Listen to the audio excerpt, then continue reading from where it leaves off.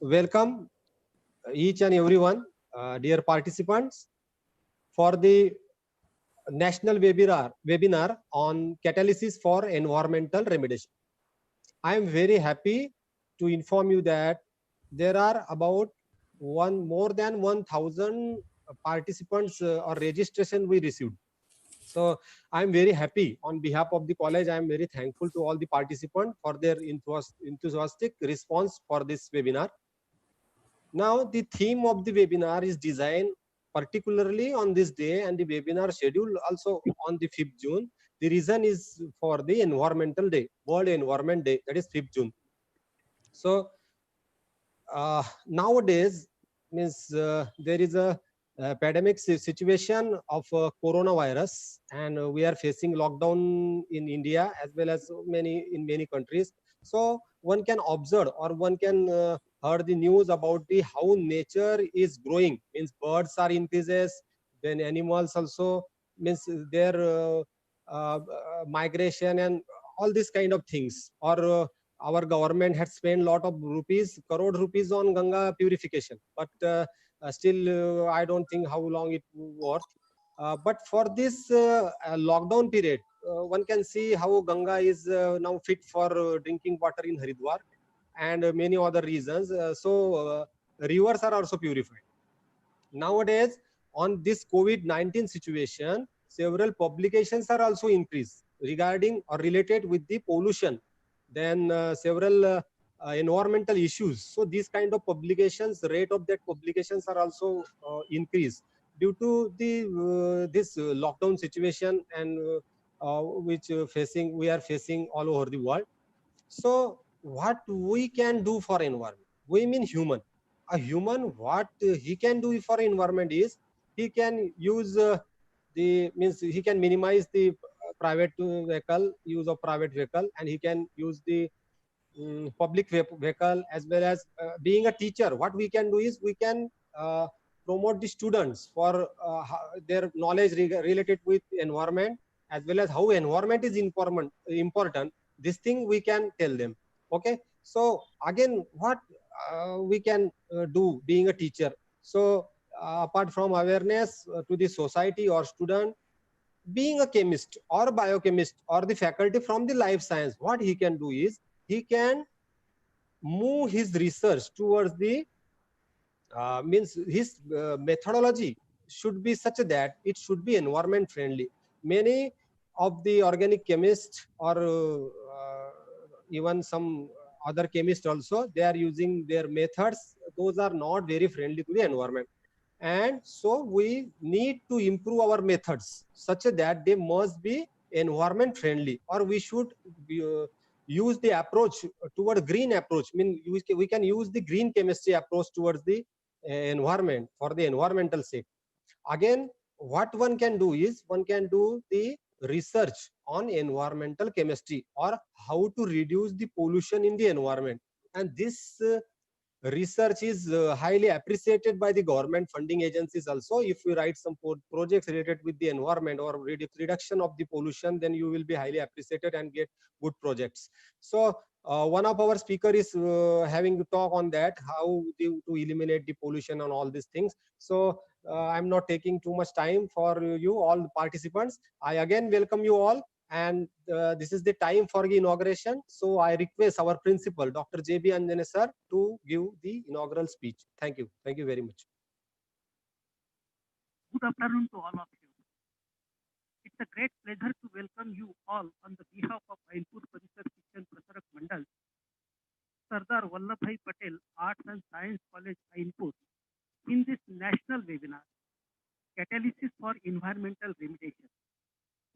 Dear participants, our college is established in June 1993 and successfully completed 27 years. In April 2019, our college is re-accredited with C grade by NAC. I am very much pleased to tell you all that our college has 5 undergraduate courses, 3 postgraduate courses, and 3 laboratories are recognized as research laboratories. Our chemistry department has decided to organize a national webinar on catalysis for environmental remediation On the occasion of World Environmental Day, the United Nations Environment Program annually organizes events for World Environment Day, which encourages worldwide awareness and action for the protection of the environment. It is celebrated on 5th June in over 100 countries.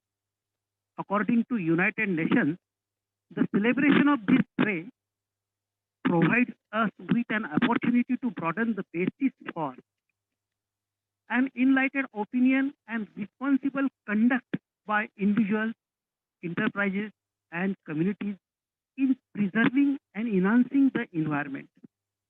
World Environment Day is one of the special days of recognition for encouraging people worldwide to save and protect our environment from different environmental challenges the world is facing today. The World Environment Day is a day to do something to take care of an environment. Our college is celebrating World Environment Day by organizing this national webinar, Catalysis for Environmental Remediation in COVID-19 pandemic situation. Our eminent speakers, Dr. Moumita and Dr. Sandipan Roy from Ambala, Haryana, are going to deliver their speech on this topic. I assure you all that you will be enjoy the webinar throughout the session, and at the end, you will be leaving with great smile and bag full of knowledge about environment care. Our management always encourages us to organize such programs.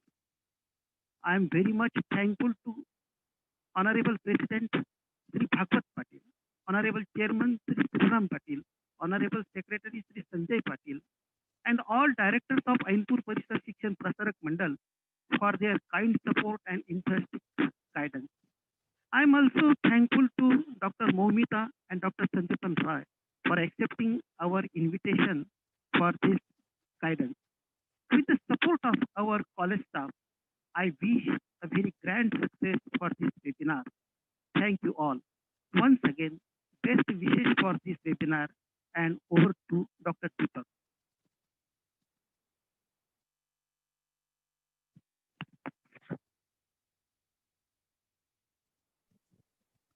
Okay, now this is the time to introduce the give the introduction about the speakers. So our first speaker is Dr. Moumita Kotal. She is an assistant professor in chemistry department, Maharshi M. Deem University, Ambala, Haryana. She is also visiting scientist during the winter and summer vacations at Korea Advanced Institute for Science and Technology, South Korea. She received her PhD in material science from Department of Chemistry, Indian Institute of Technology, IIT Kharagpur in 2012 under the supervision of Professor S.K. Srivastava. She has done her postdoctoral research with A.K. Bhaumik sir at IIT Patna. Again, she moved to Bangalore for her postdoctoral research in 2014 to 15. Then again, she moved to South Korea for postdoctoral research from 2015 to 2017 at Korea Advanced Institute of Science and Technology. Her research area is material chemistry, especially polymer nanocomposites, conducting polymers, and the development of graphene-based hybrid electrodes, solid-state supercapacitors, lithium-ion battery, and photocatalytic applications. She has published more than 35 research papers in very good reputed journals. Some of them are Advanced Material, Advanced Functional Material, then ACS Applied Material Interface, Journal of Materials Chemistry, then Advanced Science, and so on. So ultimately, she has very good research record. Before starting the lecture of the Dr. Kotal, I request the participants that after finishing her lecture, directly question answer session will be there. She will be asked about this thing for you to ask any question and all this thing. So be ready with your question, but we are not able to give chance to speak everyone. So it is better to ask your question in chat session. Okay. So now I request Harshal sir to take over the screen. Dr. Kotal. Good afternoon, everybody.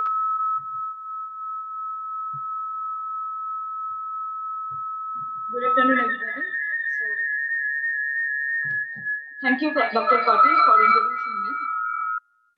And thanks to all the organizing committee of the college for inviting me to deliver my lecture on the special.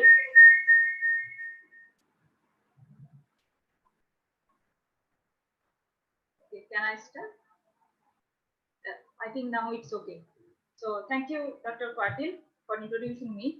And thanks to all the organizing committee of the college for inviting me on the special occasion of World Environment Day. So first, I would like to share my screen. So host disabled my screen. So can you enable my screen for sharing?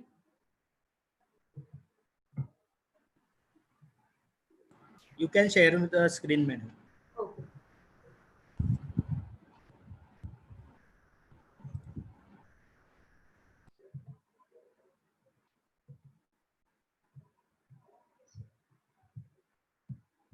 So my topic is advanced hierarchical nanoarchitecture of efficient visible light photocatalyst for environment remediation. So the contents based on the significance of World Environment Day, effect of organic contaminants towards environment, and importance of environmental remediation, and photocatalysis as a green approach, and research background on photocatalysis towards dye degradation, research objective on designing 3D hierarchical structure for photodye degradation and their results, and finally concluding remark.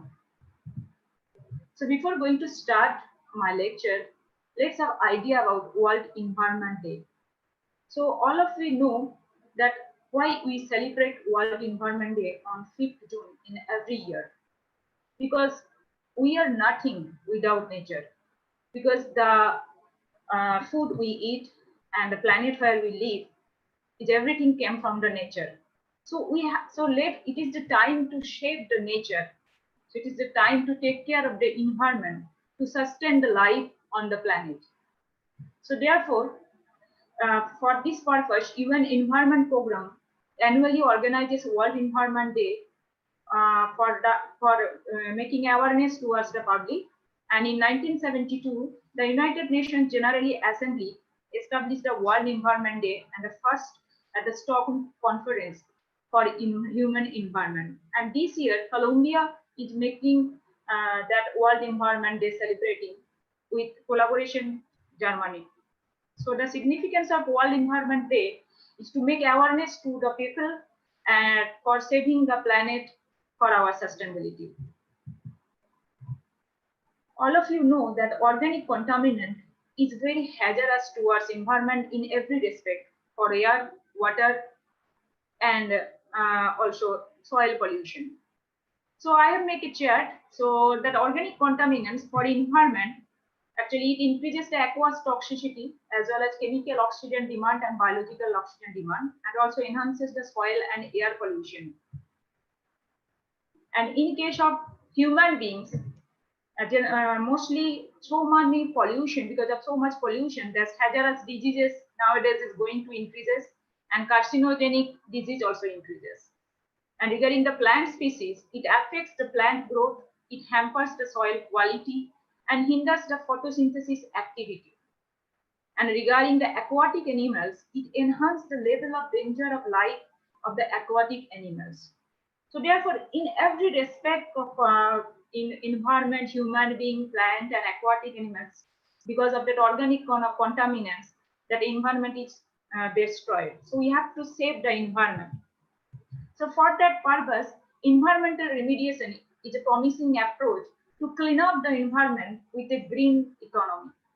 So environmental pollution is a global risk and is day by day gradually increasing.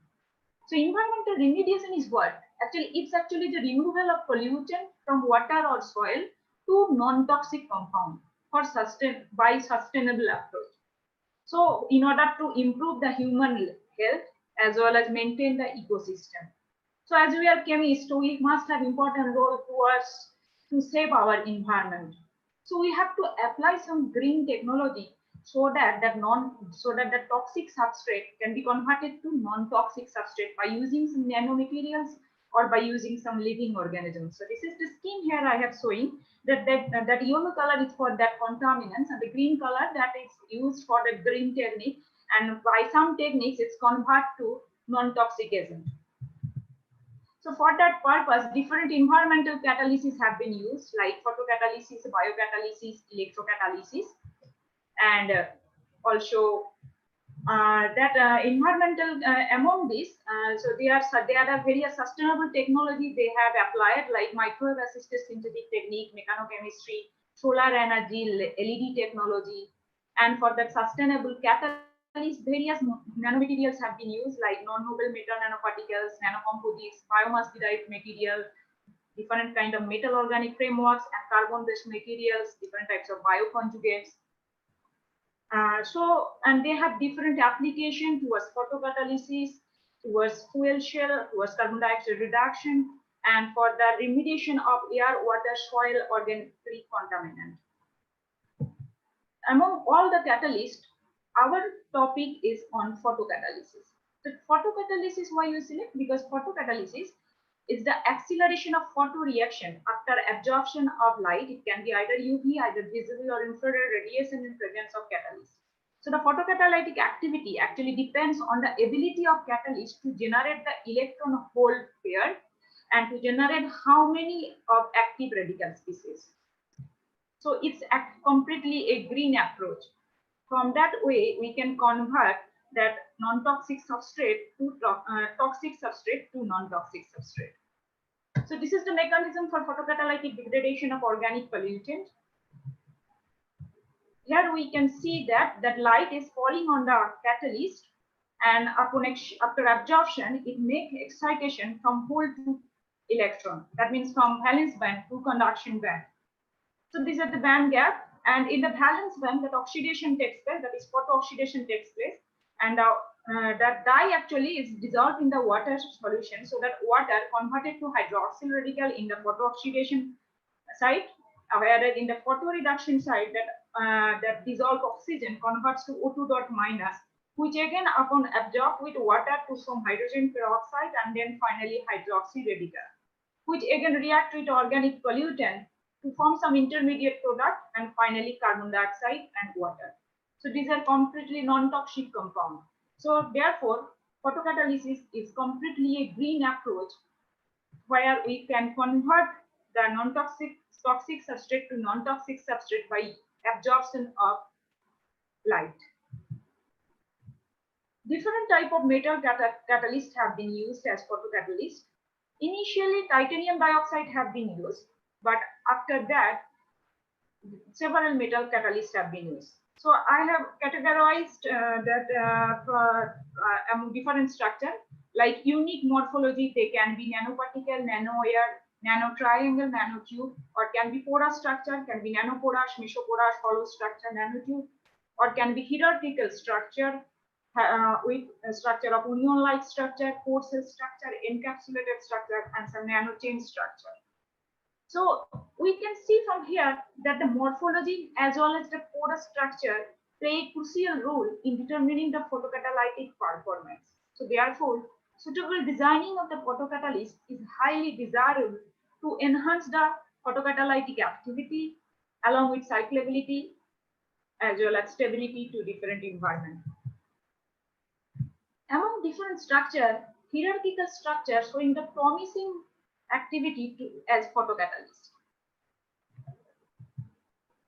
Why hierarchical structure? Because it has a large surface area, efficient charge transfer takes place, inhibit the aggregation of metal nanoparticles, and inhibit the agglomeration of active sites. So as agglomeration of active sites is inhibit, so much more activity generated, so that much more active radical can be formed, so that photoexcitation will be much more faster rate. So photocatalytic activity will be faster. So therefore, we can get promising photocatalytic activity as well as good reusability. Therefore, rational designing of combination of multiple components to make a hierarchical heterogeneous structure is highly desirable to promote the photocatalytic activity. In that context, metal organic framework serve our purpose, because metal organic framework is a class of compound consisting of metal ions or clusters coordinated to organic ligands to form 1, 2, or 3-dimensional structure, as you can see from the structure. And it has very exciting features. It can tune the structure by selecting the metal node and the organic linker. It can control the porosity and having high surface area and various active components. And it's a very good platform for preparing embedded metal nanoparticles into the MOF force. Although they have several features, exciting features, we can use MOF as a effective photocatalyst, but they have some serious limitation towards photocatalytic activity. Like they have poor stability, and because in different, suppose in harsh environment, it's very difficult to sustain the MOF. So therefore, photocatalytic activity is difficult to preserve even in harsh condition. And they have poor electronic conductivity. And all of you know that electronic conductivity, that the charge carrier is very much important to promote the photocatalytic reaction. How about if we convert that metal organic frame, if we take the metal organic framework as precursor to form different porous structure towards photocatalyst. So this is the scheme for the MOF derived carbon, which have, it can be a porous metal oxide, it can be porous metal sulfide by introducing sulfur to make porous metal sulfide, or it can be make porous carbon by simple annealing and then etching of that metal or some others. So they have very wide applications in water splitting, carbon dioxide reduction, and obviously in pollutant degradation. So therefore, we can see from here that the MOF have been considered as the ideal precursor for well-designed semiconductor with porous structure or heterostructure towards efficient photocatalytic activity. Therefore, the merit of MOF-based precursor is you can easily synthesize in situ synthesis of MOF to prevent the structural stability and the weak coupling between the individual component of heterostructure. And the band gap of the octane derivative you can easily tune by altering the metal as well as the ligand ratio. And you can tune the structure and material property under controlled pyrolysis. However, that metal organic framework derived porous carbon has some limitation because you need to anneal it. So under annealing, some porous carbon is aggregated throughout the surface of the metal cell.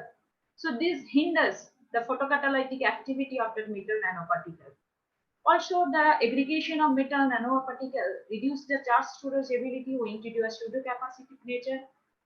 And also, it's very difficult to control the hierarchical porosity by using MOF because most of the MOF actually gives microporous structure. So it's very difficult to control the porosity because as we earlier discussed, that hierarchical porous structure is very much important towards photocatalytic dye degradation efficiency. And also MOF-derived carbon is not that much electrically conductive as like graphene CNT, so it's low electrical conductive. So because of that lower graphitic carbon content. So we have to design such a nanomaterials so that its catalytic efficiency can be improved towards environmental remediation. So for that purpose, if we use some template and then growth of that metal organic framework to control the growing of that precursor and to control to tune the structure as well as porosity, then it may be that photocatalytic activity can be improved. So this paper is published in the CHEM, in the Cell Press. So you can see here that some semiconducting arrows over that semiconducting arrows that MOF 67 is growing over that surface. And they can use for that photocatalytic activity for hydrogen generation. So instead of some other template, also you can use like nickel mesh, graphene foam, also different substrate you can use for controlled growing of MOFs.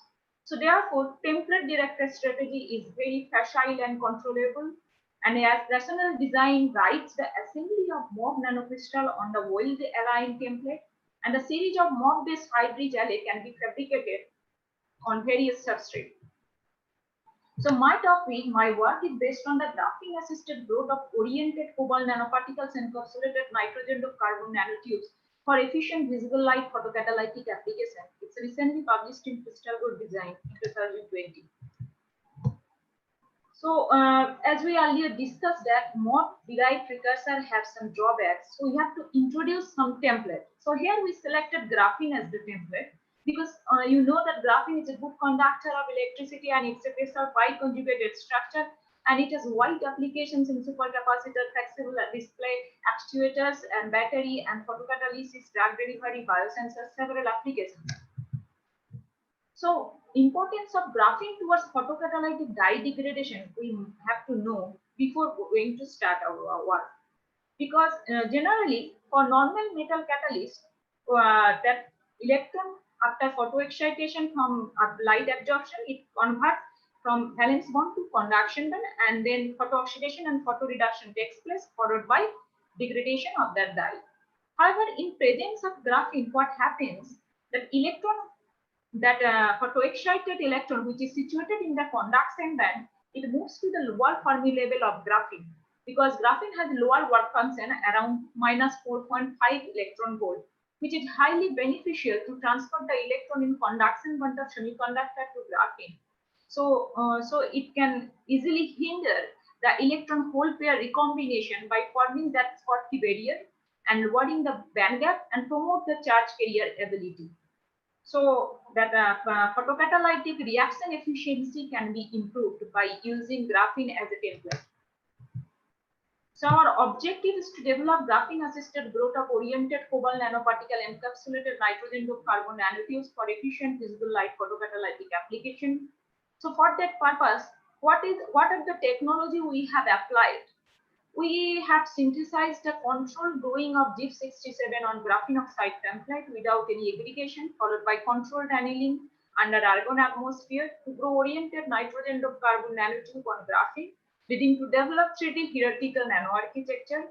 And exploration of visible light induced the RB5 dye degradation was further being studied by using that design catalyst, that is GCONCNT 3D hybrid structure, and further compared with that catalyst by using CONCNT, that means without using graphene. So from that comparison, we can we have the idea about the importance of graphene towards dye degradation. So this is the synthetic strategy for the graphene templated cobalt nanoparticle encapsulated nitrogen to carbon nanotube. This is the schematic presentation of the 3D hierarchical structure. And for that mock doping, here we select GIF67. And this is the SEM structure of GeoCNT, where we can see that from the polyhedral surface that CNT, oriented CNT has been growing. And this is the TM structure where we can see that along with cobalt nanoparticle that CNT cobalt encapsulated CNT is found. And this is the without that below structure is without graphene, SEM and TM morphology. And this is the exploration of visible light induced photocatalysis. So we can see here that upon visible light absorption, the photoexcited radical has been formed at O2 dot minus and OH minus, which is responsible for the degradation of RB5 dye to carbon dioxide and water. Why we select RB5? Because RB5 is a azo dye which is highly sensitive to the light, and not only that, RB5 is very much carcinogenic and is very much hazardous to the environment, because mostly that azo dye is used for the textile industry. So we have to remove that contaminants from the environment. So this is the synthetic strategy of the formation of the 3D hierarchical structure for photodye degradation. This is the graphene oxide. So after using cobalt nitrate and the 2-methyl imidazole, so that anchoring of the GIF67 MOF takes place over the graphene surface. And further growing of NCNT we have done under argon atmosphere under controlled annealing. That means for different temperature we have used in order to control the growing process of nitrogen doped carbon nanotube. And this is the structure of RB5 azo dye, and this is the reaction mechanism of that photocatalytic dye degradation. So this is the morphology which we obtained after synthesis. So this is the CONCNT structure. We can see from here that a high resolution SEM image that the amount of CNT is very less growing. However, in presence of graphene, that is some kind of rough surface is developed and many CNT is growing. So that means graphene assists the growing process of CNT because of the large surface area of graphene, it can control the growing of GIF67. So from that, it can easily form the nitrogen to carbon nanotube because we know that cobalt acts as effective catalyst for the growing of nitrogen to carbon nanotube. So this is the high resolution CM image, and this is the TM image of without graphene. You can see that although cobalt is formed and that some CNT layers have been developed with a layer spacing of 0.34 nanometer, and the cobalt lattice fringe with spacing of 0.204 nanometer have been observed, but it's not that growing is not that much prominent. Whereas if you use graphene, that the growing of CNT is much more prominent. That means graphene enhances the growing process of that CNT. So you can see that CNT layers have been formed with this layer spacing of 0.34 nanometer. And from that SAT pattern, we can see that the 002 plane of graphene CNT as well as 200 and 11 plane of cobalt coexist. Therefore, we can say that encapsulated cobalt nanoparticle over CNT is formed. It's prominent from the TM image that the lattice fringe with of cobalt nanoparticle with 0.204 nanometer have been clearly observed. So from that as nitrogen to carbon nanotube much more growing, so we can say that it is very much useful to make high conductivity over the catalyst surface. So we further studied the scanning transmission electron microscopy for the in order to investigate whether that carbon, nitrogen, cobalt is homogeneously distributed or not. Here we can see it is homogeneously distributed. And we further studied the XPS analysis and further compared without graphene and with graphene. So we can see that in both cases, carbon, nitrogen, oxygen, and cobalt has been found.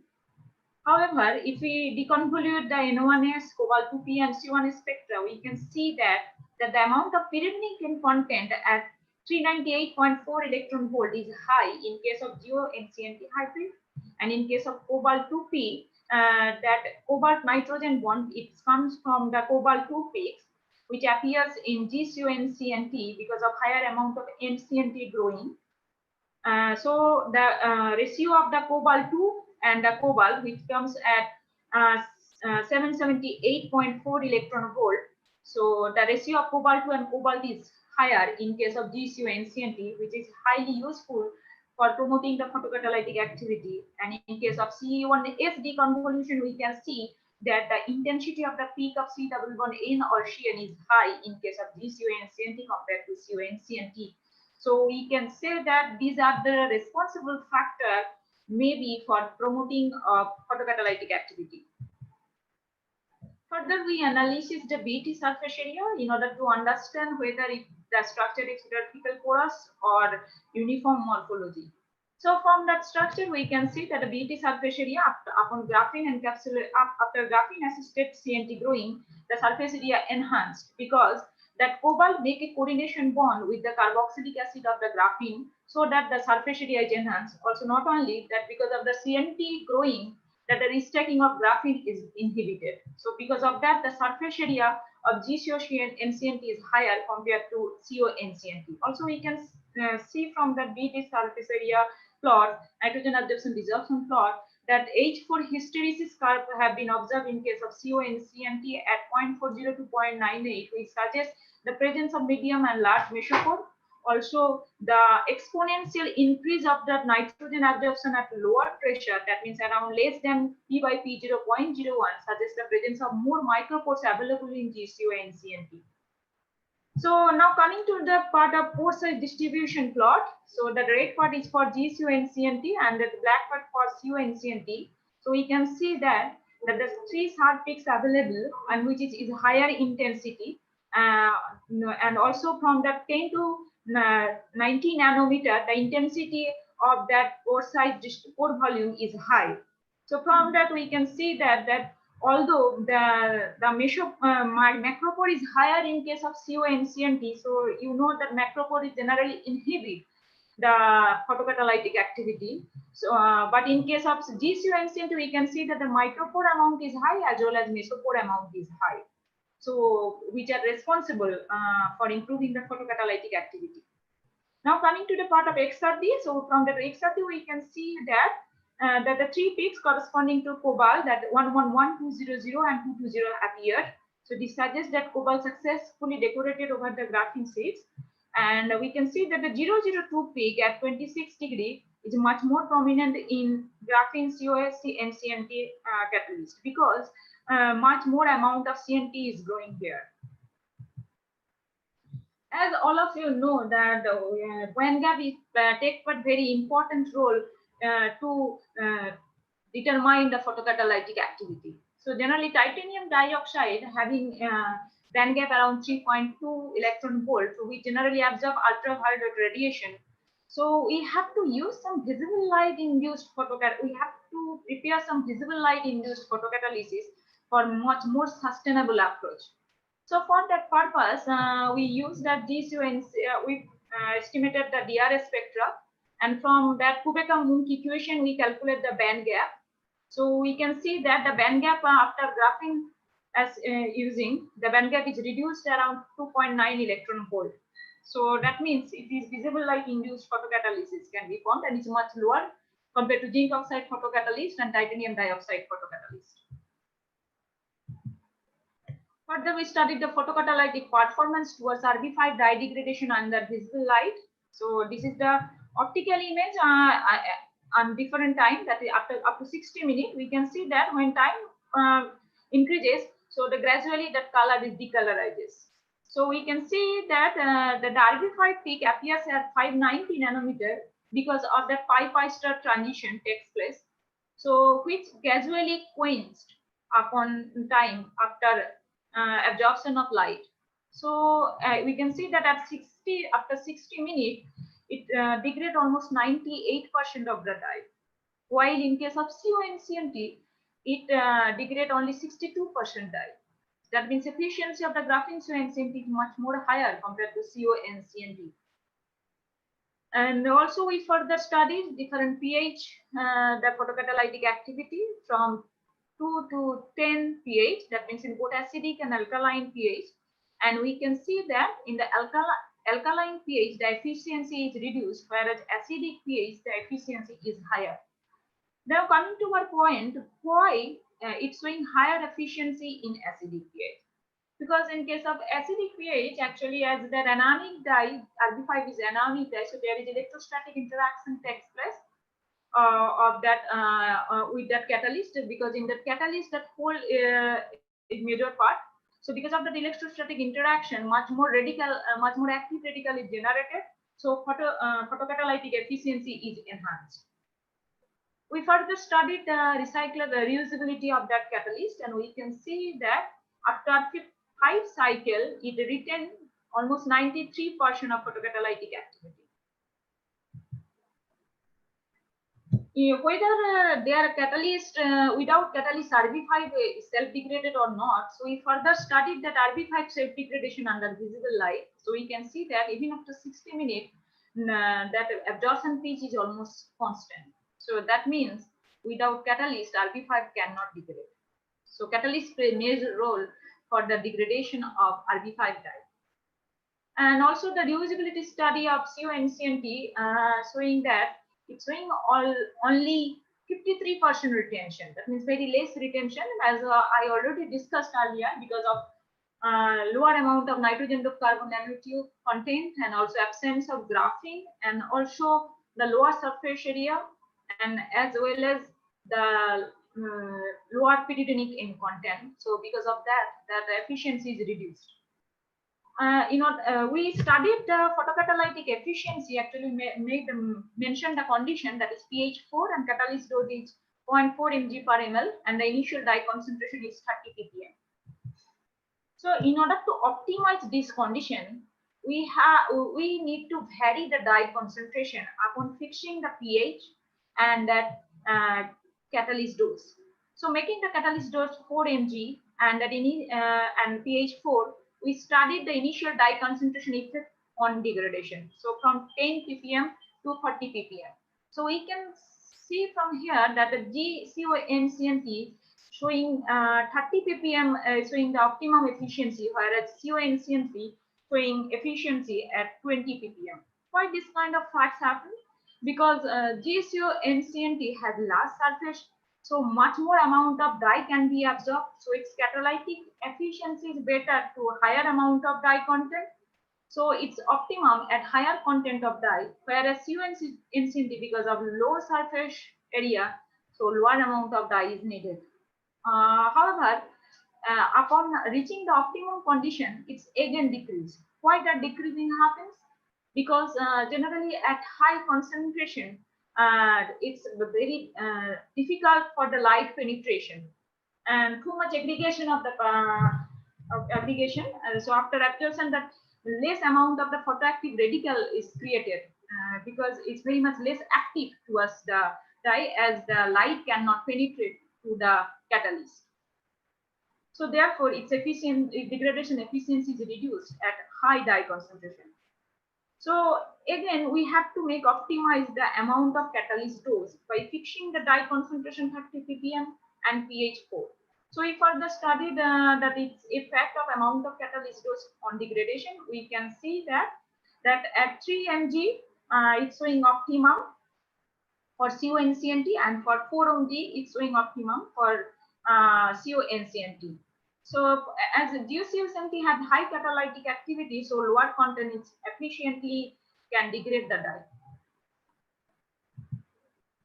So this is the we further studied the kinetic study. So for that we used a kinetic model, the Langmuir-Hinsfeld kinetic model, and from that we can see that the rate constant for CuNCNT is 0.005 per minute, whereas for GCuNCNT the rate constant is 0.03 per minute. So that means rate constant is higher in case of GCuNCNT, indicates that the much more higher photocatalytic activity.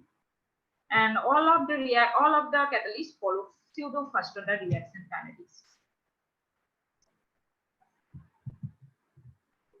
So let's discuss about the mechanism of the RB5 dye degradation under visible light. So as I earlier discussed, so graphene plays a very important role to reduce the band gap, as it's confirmed from the DRS study and from there the point of calculation. So and it promotes the to generate much more active radical species towards dye degradation.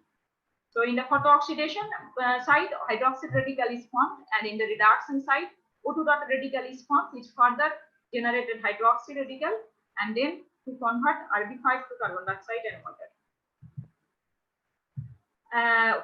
Whether our catalytic activity can be comparable or is good to the literature reports, we make a table, and from it we can see we make a table by using targeted dye use, irradiation source, irradiation time, degradation efficiency, rate constant, cyclic reusability. So from that we can see that the reusability is high, also rate constant is high.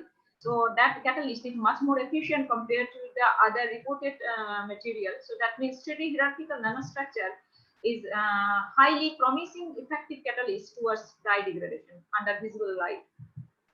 So in conclusion, so I have discussed the importance of environmental remediation. So cleaning up the environment is an important focus of the green economy to save the environment as well as the planet, our Earth. And the research background on photocatalytic dye degradation I have discussed. Their mechanism of photocatalytic dye degradation under light, and also the different nano architecture of metal catalysts have been explained towards photocatalyst dye degradation efficiency. And the importance of hierarchical structure is much more facile to promote the photocatalytic activity. We already discussed about the importance of hierarchical structure. And finally, we discussed our work that is based on objective and result based on 3D hierarchical nanostructure for photocatalysis. So here we can say that the graphene plays a very crucial role in designing the hybrid structure, which showed higher amount of oriented NCNT growing without presence of graphene in CuNCNT. An XPS study revealed a higher pyridinic end content, higher NCNT growing, and higher cobalt 2 to cobalt 0 ratio, large surface area, which prompted to exhibit higher photocatalytic activity. And GCuNCNT demonstrated excellent activity towards photodegradation. It degraded almost 98% of RB5 dye after 60 minutes of reaction time under visible light, and it retained 93% of photodegradation efficiency after 5th cycle. So they are my PhD students. So Sonu qualified NET and GATE, and Saksi recently qualified DST Inspire fellowship.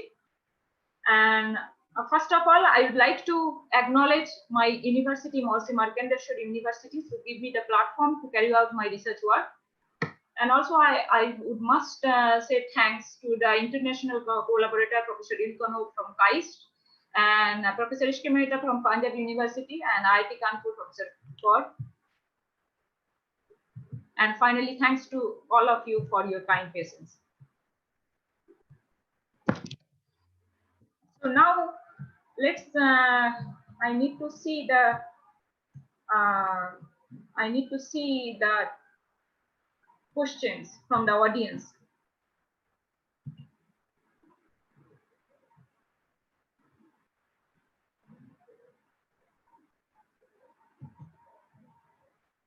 So from here, I can see that that some of the participants can ask me the question, why acidic pH is showing high catalytic efficiency, where about in alkaline pH it's showing less catalytic efficiency.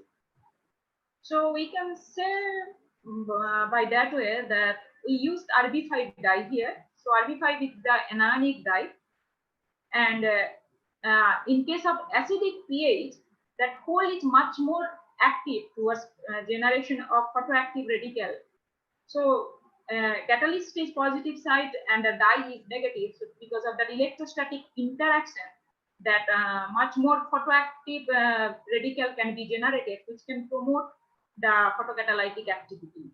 Whereas in case of alkaline side, gradually hydroxyl radical form, as I discussed in the mechanism. So as hydroxyl radical is formed, hydroxyl ion, so it is negative sides, and anion is negative, so there is Coulombic repulsion takes place. So for that, photocatalytic activity is reduced.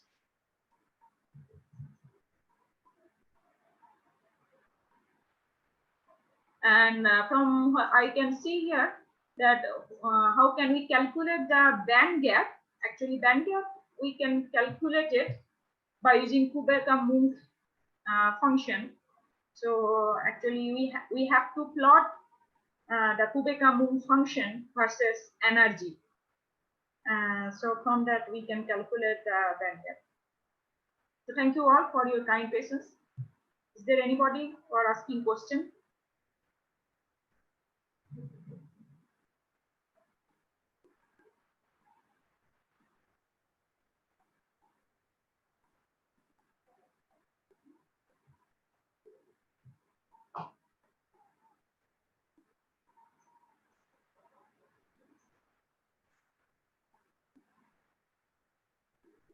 So I can see from here that why graphene is important for photocatalytic for designing. So that is the that graphene is important.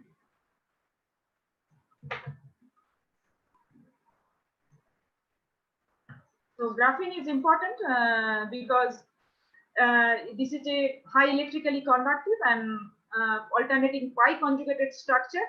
So it is very good for charge carrier mobility, and not only that, it can lower the band gap as it has low work function. So it can promote the reaction, and also it can control the growing process of the mock without any aggregation to maintain the hierarchical structure. Okay. Okay, thank you.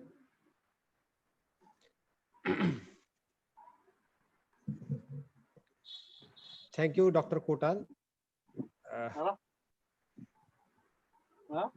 Thank you for your nice presentation.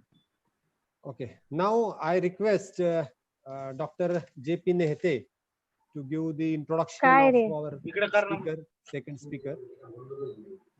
Dr.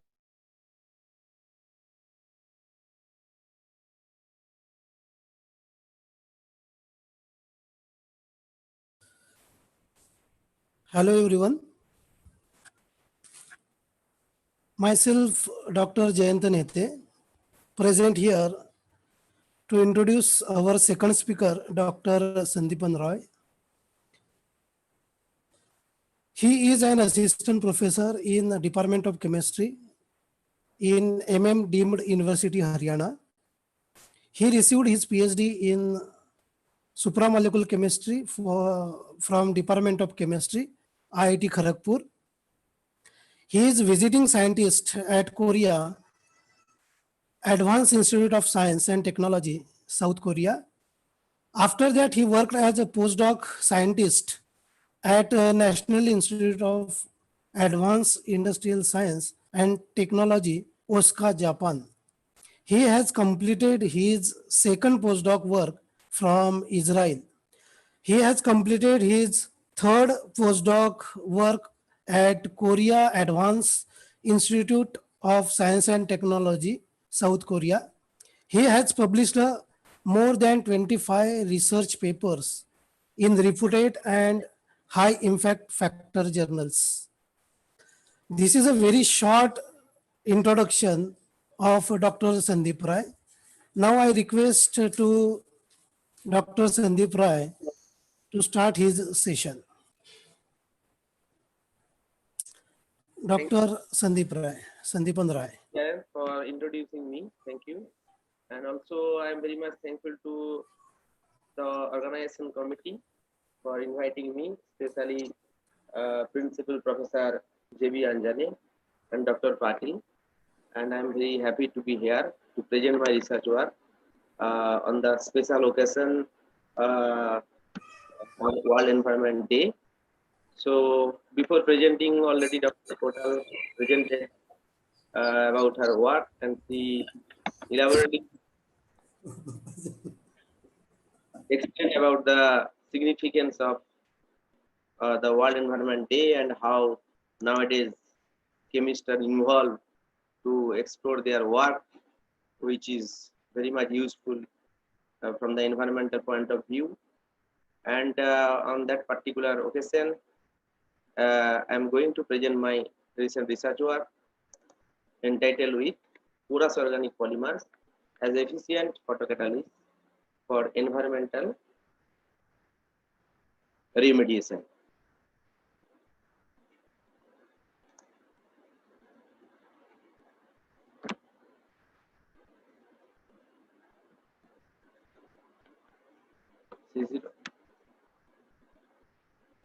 Hello? Already here. Huh?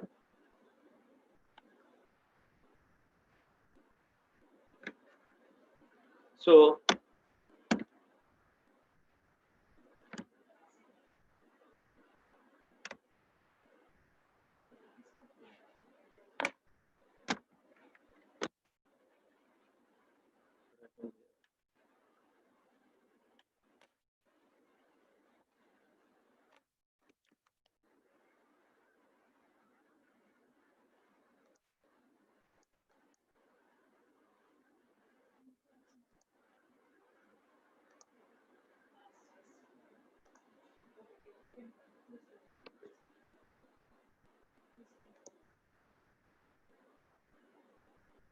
I think it is okay now. Okay.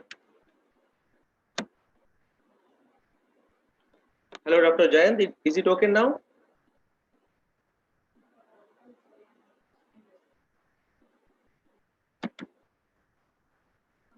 Yes, sir. It is visible, sir. Okay, okay. Thank you.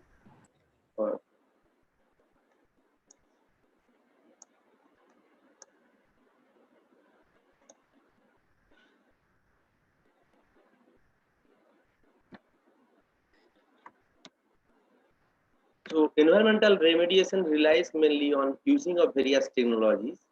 For example, absorption, chemical reactions, photocatalysis, and filtration for the removal of contaminants from different environmental media like soil, water, and air. So the purification, that means either by removal or degradation of the organic pollutants, is very significant concern because the contaminants are directly related to the health of humans and animals as well as the ecosystem. So among several pollutants, all of you know, organic dyes have caused severe environmental pollution due to their poor biodegradation. Therefore, removal of dye molecules from industry effluent is highly significant for environmental protection. In this regard, photocatalysis as a green approach has been explored recently for the degradation of organic dyes. So photocatalysis refers to the oxidation and the reductions on semiconductor valence band holes and conduction band electrons, which are generated by the absorption of ultraviolet or visible light irradiation. The photocatalytic technology is effective in mineralizing organic pollutants to carbon dioxide and water or other less toxic organic compounds. So here I am showing the titanium oxide based photocatalyst, which was first time discovered for the degradation of the wide range of variety of the environmental hazardous organic pollutants. So how this titanium oxide used to act as catalyst to degrade the organic pollutants? Here I am showing the mechanistical part. All of you know the normal titanium oxide, that means pure titanium oxide, consists of 3.2 electron volt band gap. So all of you know the band gap means the energy gap between valence band and the conduction band. So this band gap is quite larger than normal semiconductor. So why is this coming?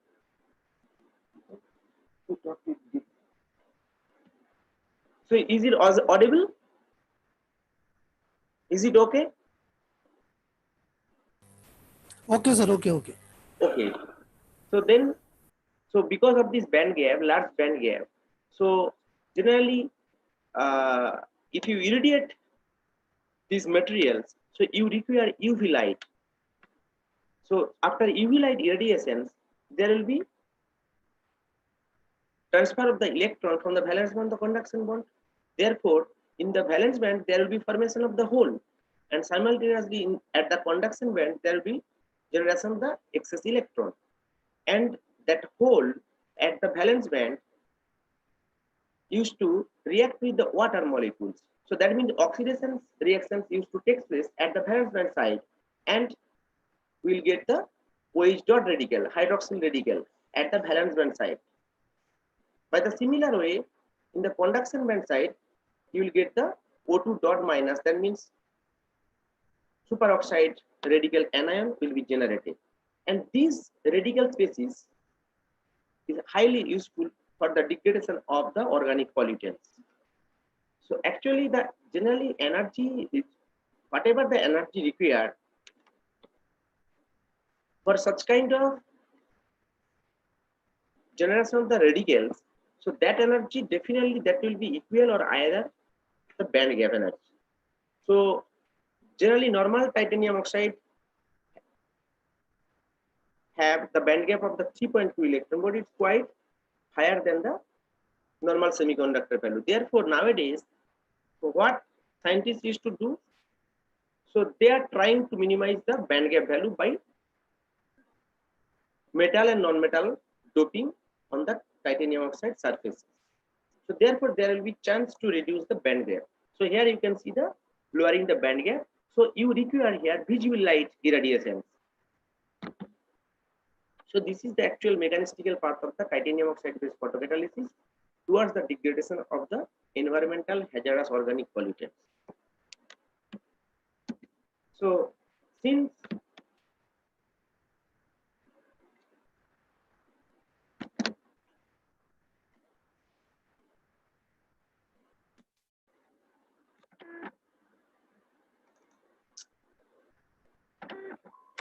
since 1972, thousands of scientific manuscripts have been published on the basis of titanium oxide, titanium dioxide based photocatalyst towards the photodegradation of the organic pollutants.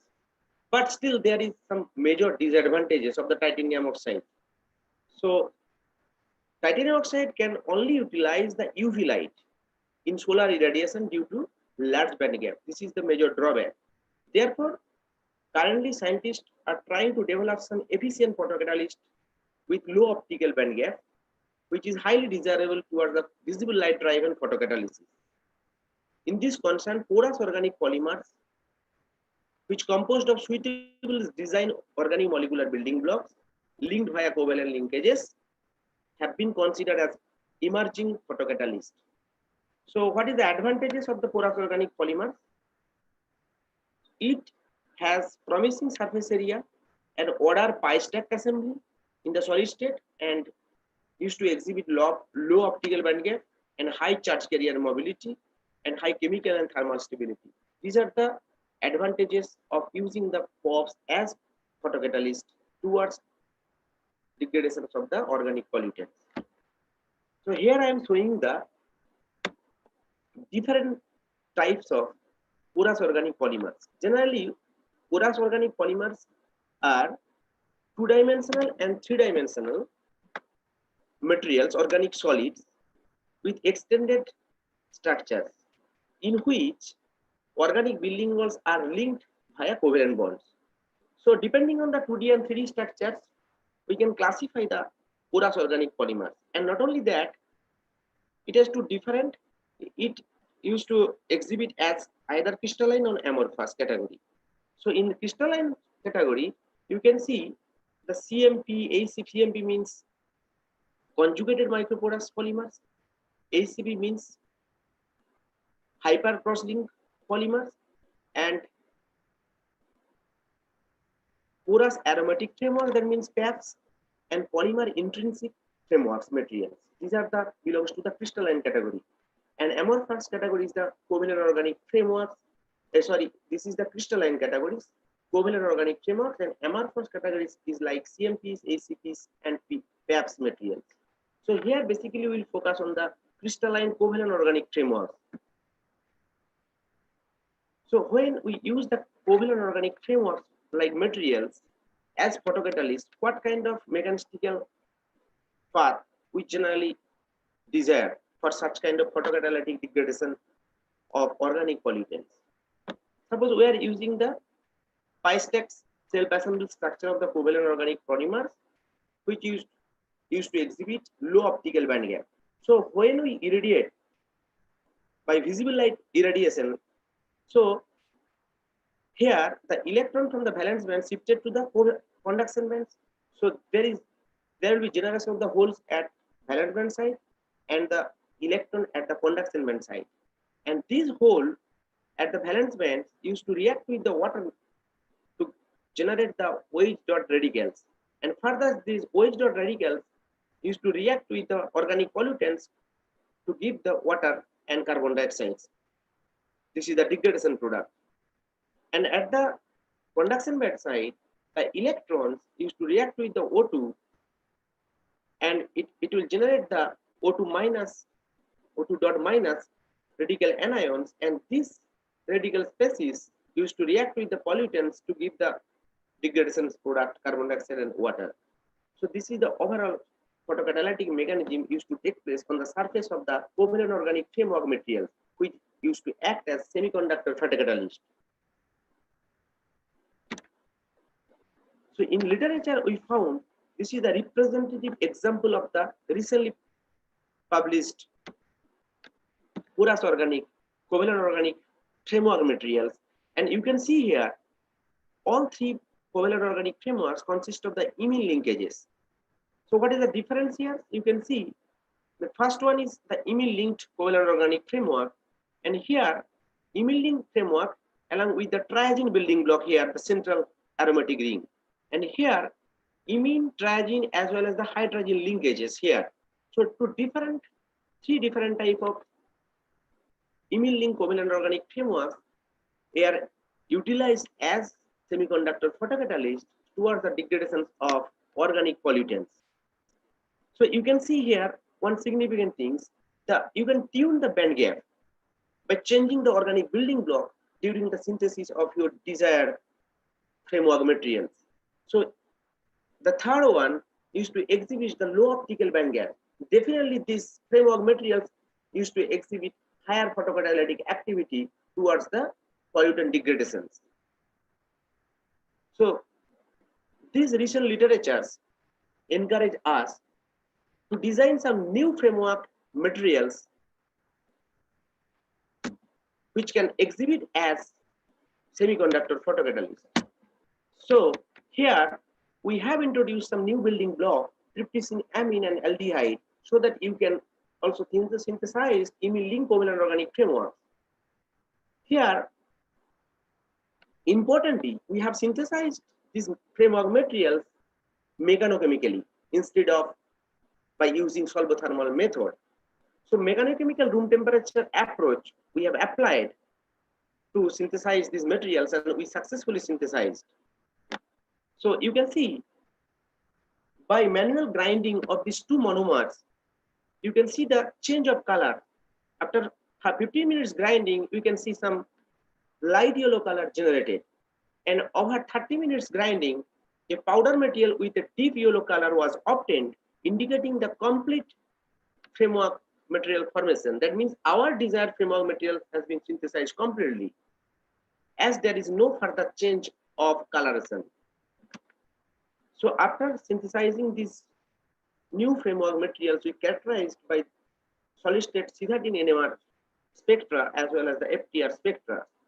The C13 NMR spectrum of these materials showing the 6 distinguishable, 6 different kinds of carbon signals with the chemical shifts of 52, 115, 125, 130, 145, and 158 ppm respectively. Importantly, the peak at here you can see 52 ppm. This chemical shift could be assigned to the methylated bridge carbon. You see this bridged carbon. So from that solid state NMR spectrum, we can make sure of the formation of our targeted synthesized framework materials. And in the FTR spectrum also, you can see the disappearance of the NH stretching band. This is the NH stretching band. You can see here, this stretching band gradually disappear in our final compound. So here, the new C-double-bond bond form. That means the imine bond. So from that spectrum, we can make sure that our targeted compound has been synthesized successfully. So after synthesizing these framework materials, we further characterize by FESM, high and low resolution TEM image with shad pattern and also powder XRT. So FESM image reveal that this is the spherical like of structure of these materials, and also here the high resolution TEM image also imply that layer structure, which consists of the exhibiting the graphite layer with the spacing of the 0.45 nanometer, which is little bit higher than the normal graphite materials. So which further imply that the exfoliation of the layers. The low resolution of the TEM image also implies a similar kind of exfoliated to the seed-like structure, and the FTR spectra also here indicated that broad band. So long range order, that means it has less crystallinity, and also the exfoliated layer like structure. So this is the photophysical studies. It is very important study before going to make sure whether our synthesized materials used to act as semiconductor photocatalyst or not. So in this study, you can see in the solid state diffusion reflectance spectra of our TPCOF materials, which showed the absorption band in the visible region at 508 nanometer, which suggests that optical band gap of 2.49 electron volt. The optical band gap of these materials is lower than the zinc oxide. So all of you know the zinc oxide used to exhibit 3.45 electron volt, the band gap. So our synthesized materials is much more lower than the zinc oxide, which revealed the semiconducting nature of our targeted materials. And also further, this study encouraged us to check the EPR spectra, means electron paramagnetic resonance spectra. So from the EPR spectrum also we found the G value of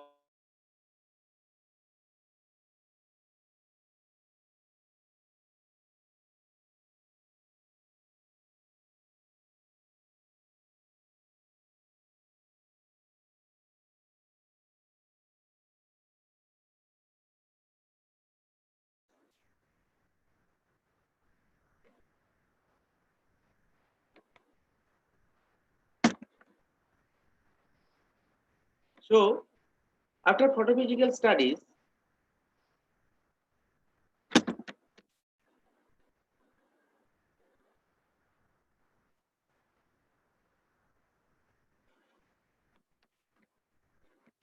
So we have utilized these materials for the photocatalytic dye degradation based on our TPCOP as photocatalyst. So here you can see this is our framework materials which used to act as photocatalyst after sunlight irradiations. So we have checked the UV visible spectrum of the dye. We have used the rhodamine B here for the degradation study. So within the course of 160 minutes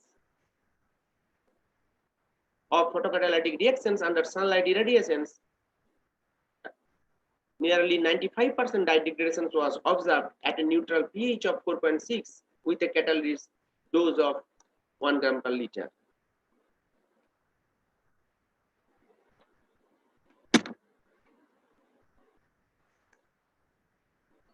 So this is the kinetic study and the recyclability.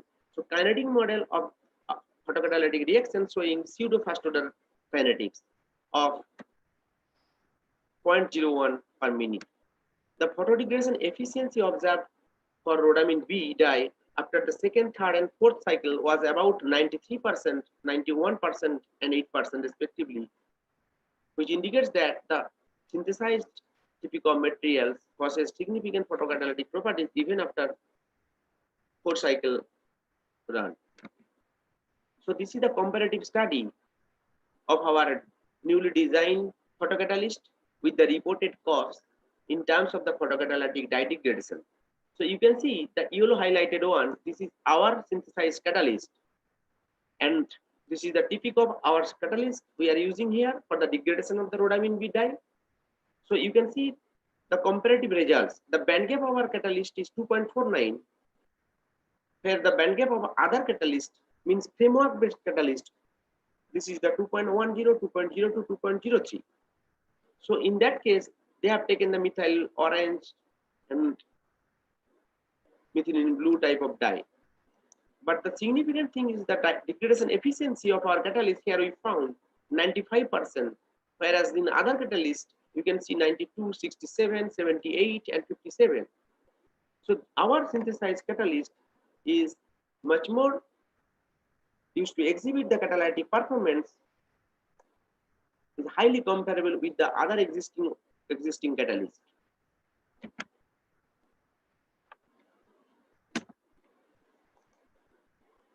So in conclusion, we for the first time have designed and mechanochemically synthesized tryptophan-based emulsion covalent organic framework at room temperatures. The as synthesized catalyst exhibited graphene-like layered structure with high thermal stability. Notably, DRS and EPR studies reveal that semiconducting nature of our synthesized materials through the generation of the low optical band gap as well as the free radical. This material was found to exhibit excellent photocatalytic activities for the degradation of the basic dye under sunlight irradiation. Moreover, this material showed a remarkable reusability in degrading basic dye without obvious performance decay. So finally, we anticipate that our finding will provide a significant insight towards the development of other semiconducting covalent organic framework-based photocatalysts.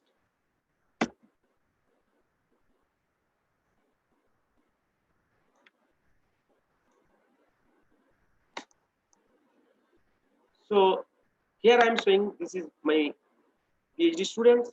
Vin is already working with me almost 1 year. Asta recently joined with me. And finally, I am thankful to my current institute, Maharishi Markandesh Team University. And this is my international collaborative institute, KAIST and Ghent University, Belgium, and in Punjab University, Chandigarh. Finally, thankful to all of you for your kind patience for this lecture. Thank you all. So now, if you have any questions and suggestions, you can share with me. I am here for you.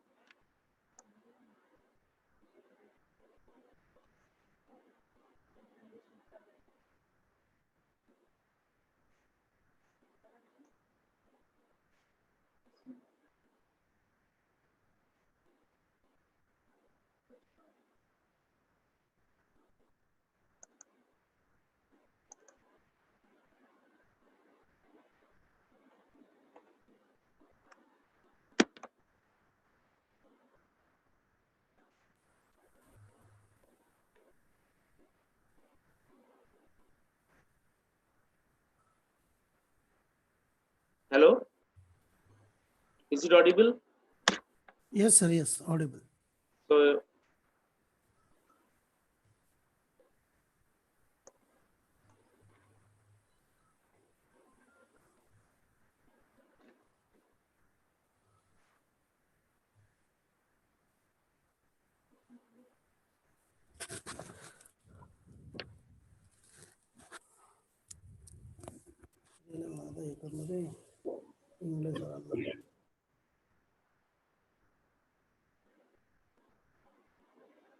So definitely someone asking me in chat.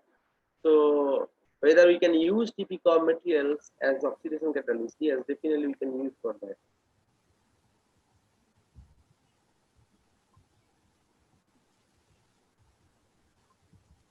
So you can characterize the materials by PXRD whether so that you can make sure whether your materials is either amorphous or crystalline.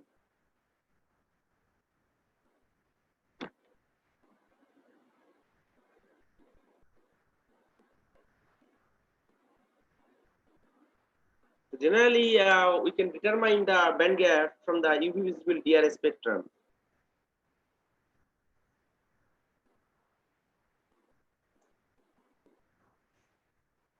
And that is particularly not exact band gap, that is the optical band gap, we generally used to say.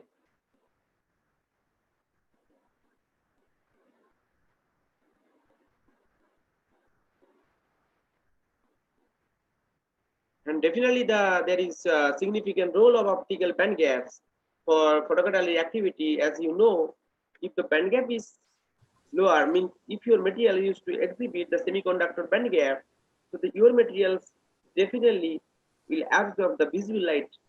So under visible light irradiation, there will be the generation of the electron hole pair, that is charge carriers, which are responsible for the further formation of the reactive oxygen species, which is highly required for the photocatalytic degradation. So there is huge role of the band gap. So nowadays, scientists are working to engineer the band gap of their targeted materials. So that is the band gap engineering to tune the material's property. So definitely this kind of materials you can easily utilize in water splitting also. A similar kind of characteristics feature exhibiting this kind of materials. We are also currently working on the water splitting. It is highly suitable material. PXRD, by PXRD you can make sure whether your material is crystalline and amorphous.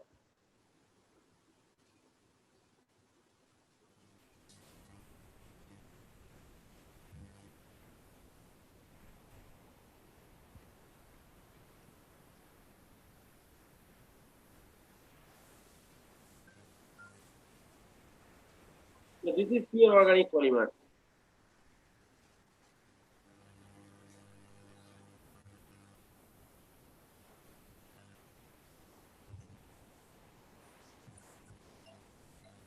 So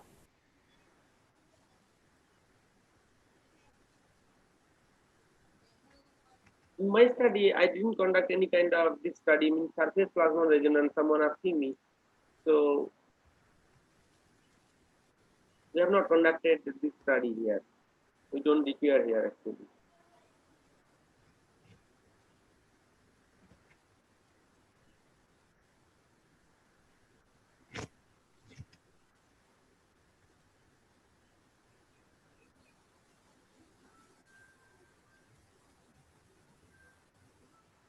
So you can further you can further tune the material's property by introducing some donor acceptor kind of building block in your framework material. Asking me how you can change the material further. So this is the only way. If you can introduce some acceptor building block, so that means that if your framework material consists of donor and acceptor building block, so there will be different kinds of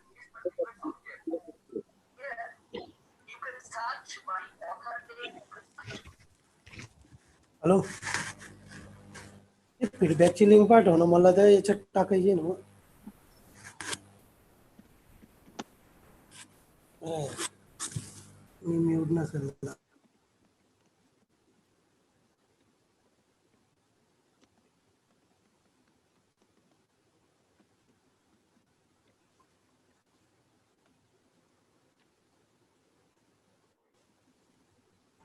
Ingle sir. Yes. Sunil Ingle sir. हाँ हाँ बोला. Okay. Hello. Hello. हाँ हाँ English sir बोला. हाँ okay. Good evening to all. Thank you, Dr. Sanjeevan Rai, for your informative speech. Now I request Professor Harshal Patil to hand over the screen to Dr. S.N. Vaishnav for vote of thanks. Thank you.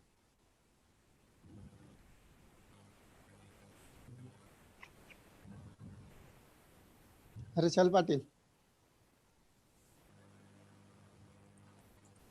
Just minute sir. Okay.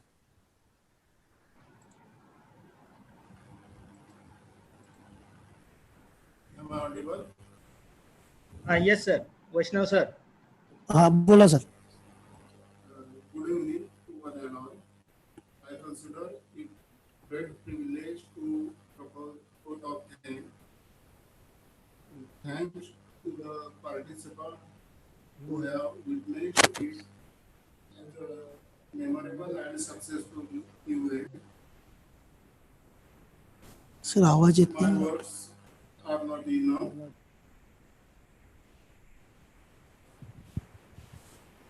Vaishnav sir ते स्पीकरची wire असेल ते काढून घ्या ना. एक minute. Sir इकडनं बोला तुम्ही.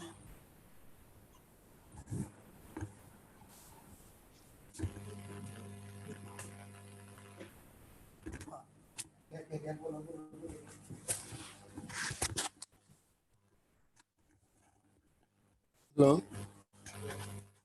Hello. On behalf of Department of Chemistry, Sardar Vallabhbhai Patel, Arts and Science College, Ainpur, I would like to thank our speaker, Dr. Memunta Kotal and Sandipan Roy, who graced with their speech on the occasion of World Environmental Day. I am also thankful to Honorable President, Chairman, Secretary and Directors of Ainpur Parisar Shikshan Prasarak Mandal for their constant encouragement. Thanks to our Honorable Principal, Dr. J.B. Anjane, for their motivation and guidance. Thanks to organizing committee and Harshal Patil for technical support for this online webinar. Last but not the least, I thanks all the participants from different part of country showing their interest in the webinar. Thank you very much. As per the schedule of this webinar, the webinar is over. Thanks once again for your kind participation and cooperation. One of the requests to all the participants is that fill your feedback form carefully and you will receive the link. I will share the link in chat box and certificate will be received within 2-3 working days. Thank you. Thank you sir. Can I leave the meeting sir? Okay. Okay. Thank you sir.